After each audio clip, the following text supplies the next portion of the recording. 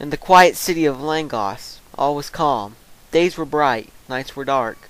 All life continued as normal, even though it wasn't. In the dark night, a young boy stood alone in a large-sized gazebo. The boy was dirty-looking, and his clothes looked as if they were patched many times. The boy stood alone and sang gloomily, "This world's time is ending. The bells will start ringing. Ding-dong, ding-dong." The boy continued to sing the same verse over and over. Someone in the crowd threw a brick at the boy. It hit him in the head. He shook it off and continued to sing, despite his head was massively bleeding. "Hey, didn't you get the message?" the man shouted at the boy. The boy ignored this and continued to sing. The man was furious and walked up to the boy and picked him up by his shirt. The man quickly dropped the boy and fell to the ground, shaking. The boy's singing suddenly grew demonic, and then the light above the gazebo shut off. The light came back on, but with the boy gone. The man was still lying on the floor of the gazebo, but was dead. The man's carcass looked as if it was tossed around violently, and his blood was spread against each beam supporting the roof. Everyone gathered around the gazebo in search of an explanation. The next morning, the day was dark. No one could explain it, but they tried to continue on regularly. The area around the gazebo was closed down to investigate what had happened. The man was taken to the hospital for autopsy, and the blood was being examined. "So what do you think it is?" an officer asked. "It's safer not ask those questions, but in this case, I think it would be not what, but whom," the detective responded. The detective wore a light brown trench coat with matching khakis. "So, you're saying that this was a homicide?" the officer asked. "It's not a homicide," someone said, walking over to the officer. And what would you know?" the officer asked the man. "If you cannot tell two people, then you have no wits," the man said. The detective looked and studied the man quickly. "You're not even supposed to be here," the officer said, shoving the man. Out of nowhere, a brick hit the officer in the head. He quickly pulled out his gun and looked around. "You're going down the same way I went," the man said to the officer. "Just get out of here," the officer said, shoving the man. The man retaliated and bit the officer on the arm. With athletic speed, he ran off. The detective walked over to the officer. "You feeling okay?" he asked. "No, I was only bit in the arm. It doesn't hurt at all," the officer said, cringing in pain. Distant church bells could be heard. They sent a shiver down the detective's spine.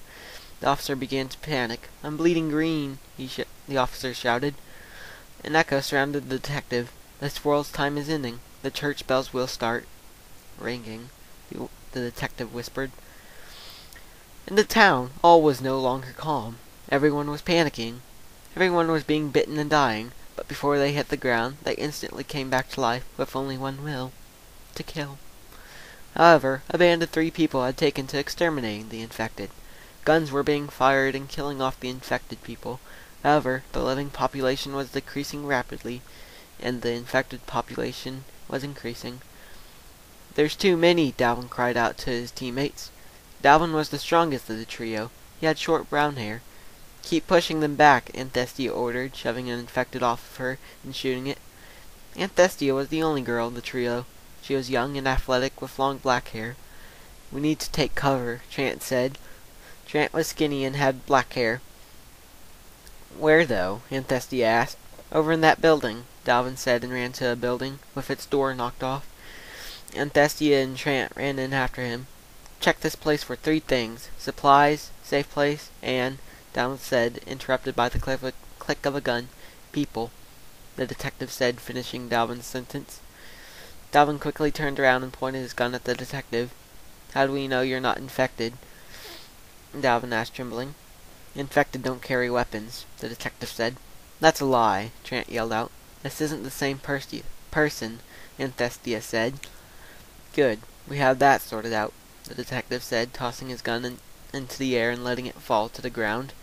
"Learn to tell the difference between loaded and unloaded weapons, kid," the detective said. Dalvin picked up the gun and shot at the ground. Nothing happened. "So what do we do now?" Trant asked. "This place never had any supplies. It's still under construction," the detective said. "But how do you know all this?" Dalvin asked. "Kid, when you work with the police for as long as I have, you learn to catch up quickly," the detective said. "Stick with me and you'll be safe. Disband from me and go your own way. You'll join them," the detective said. "I'm with him. What about you two?" Aunt Estia asked. I'm with him too. Wherever he goes, it has to be better than here, Trant said. I don't know, Dalvin said. Distant church bells could be heard. Decide now. We don't have much time, the detective said quickly. Fine, I'll go, Dalvin said. Great. My name is Daniel. Your names? The detective asked the trio. Each one recited their name. All right, I have a friend who is a portal technologist. If we can get to him, we can get to a different world, Daniel said. Wait, a different world? Trent asked. I know more things than you three do. This world's time is ending as a part of the song that started this all, Daniel said. Well, what if you recite it all? Dalvin asked. They come straight for you and won't stop until you are dead, Daniel said. So we're heading straight for your friend, Anthestia asked Daniel. No, if we go straight to him, there'll be no way to defend ourselves. We need to head to the old police laboratory, Dalvin said. That's not too far from here, Anthestia said. But what do we need there? Dalvin asked. An old experiment, Daniel said. The trio set out to find the old police laboratory. You promised me more power, a man said, slamming his fist against the desk. I promised you domination. We almost have that, the boy said. The man smashed a window and sent the shards flying. You said I'd be stronger. I don't feel it, the man said. We need domination, you fool, the boy said and struck the man. Don't you ever speak out of turn to me, or I will end you, the boy yelled at the man. You're right. I am sorry for my actions, the man said. We need domination. We're nearing that point, but lack 5 more people. This world will pay for its insolence, the boy said. I will personally hunt and find these people. Give me locations and names, and I will make sure they are clear off the face of this universe, the man said.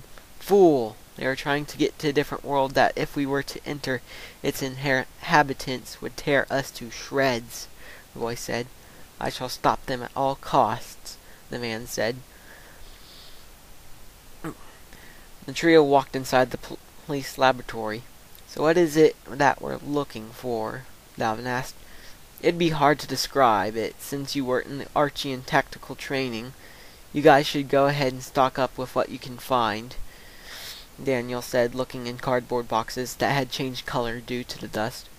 They took Daniel's words and looked around the laboratory.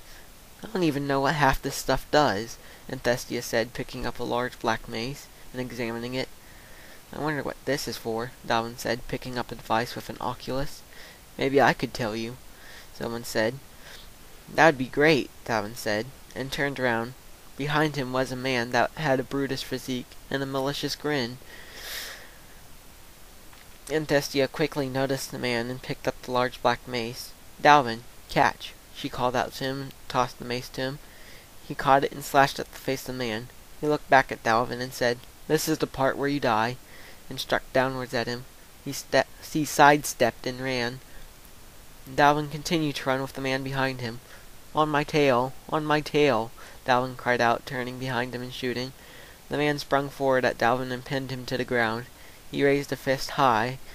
Before he slammed down, there was a ripping sound, and the man quickly ran. You win this time, the man called out, and continued to run. What was that about? Dalvin asked. The arm tips seemed sharper than I remember, Daniel said, and helped Dalvin up. On Daniel's back was a metallic round backpack that had 4 long metal arms, with red lights and sharp tips on the end of each arm. What is that? Dalvin asked, trying to get a better look at the backpack. This is an Archean prototype Mach 2. I tested this and it was pretty powerful. It, however, lost the ability to shoot after I used the 3rd round. They stopped making it once they started the development of the Archean Mecha Pack, Daniel said. Did anyone ever receive an Archean Mecha Pack? Dalvin asked. Actually, I received one. I never used it, though, because of the accident that happened with the Mach 2, Daniel said. Didn't you ever keep it, though? Daniel asked. Yes, but there's no time to get it. We need to get to the future industries, Daniel said, and started pushing the trio onward. The boy slammed his fist hard on the desk, shattering it. You imbecile! They're going to make it to the other world, the boy yelled. They have an Archean Mecha Pack, though. I can't compete with that, even with my strength, the man said. Your ignorance infuriates me. They must be stopped before they reach the other world, the boy said. Could we kill them in the other world? The man asked. That world has things beyond imagination. Once they reached that world, they could ask assistance of its authorities, and they would be transformed into them, the boy said. You mean one of us? The man asked. You make me angry. They would be transformed into their inhabitants. They would have powers that could destroy us, the boy said. Well, what can we do to stop them? The man asked. They have a mech pack. I'll be sure to obliterate them, the boy said. This is it, Daniel said. I don't think I could ever use an Archean pack. The blood in your face would be very fitting to me, Anthestia said. Now I want to tell you something before we go through the portal into safety, Daniel said, kneeling down. They are not the same as us. They are of a different species. I have one friend over on the other world. I am hoping that they will understand our situation and let us live as them, Daniel said. What do you mean, let us live as them? Trent asked.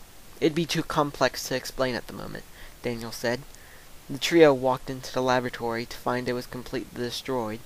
Tyr! Daniel shouted and ran over to a person that was on the ground. What happened, Tyr? Daniel asked the person. Go through, Tyr said weakly. I can't leave you here, though, Daniel said to Tyr. The bells are ringing. You better start praying, a voice shouted out. The man from the police laboratory dropped from the ceiling. Daniel, I'll start up the portal. You need to get through. I'll be fine, Tyr said. Daniel nodded and ran to the man. Daniel grabbed both his fists and slashed at him with the backpack's arms.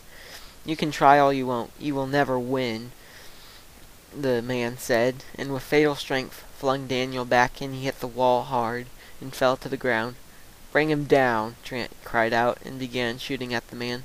The rest of the trio also began shooting at him. Resistance is futile, the man yelled out and hit Trent back against a wall. Son, Daniel said, getting to his feet, as if nothing happened. You kids go through the portal now, Daniel said quietly. They understood and went to the portal, but not through. You done goofed up now, Daniel cried out, and unleashed an unbelievable fury of bullets, grenades, and rockets on the man. The fury continued, but they couldn't locate Daniel in the smoke. Suddenly, Daniel came dashing up to them, with Tyr under his arms. He shoved the kids through the portal as the smoke began to clear out. What are you waiting for? Go get them, the boy cried out. But master, the man said. Now, the boy cried out. The man jumped through the portal right as it was crushed by a piece of crumbling ceiling. Daniel looked up, and he noticed the grass was green. He and the trio made it. Before he could get up, something pushed him down with brute force. You will stay down until we can identify who we need to save and protect, someone said. Daniel looked up and saw a white hoof pass by his face.